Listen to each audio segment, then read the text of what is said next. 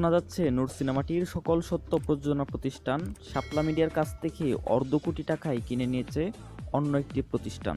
এদিকে প্রায় 2 বছর আগে সেন্সর ছাড়পত্র পাওয়া এই নূর সিনেমাটির নতুন করে আরও কিছু দৃশ্যের শ্যুট হয়েছে বলে জানিয়েছেন নির্মাতা রায়হান রাফি।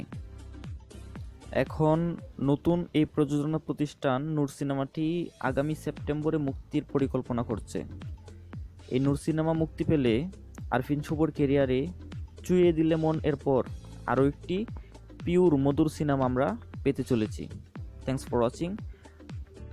যারা সিনেপ্রেমী আছেন তারা অবশ্যই চ্যানেলটির সাথে থাকবেন। আমরা নিত্য নতুন দেওয়ার চেষ্টা করব।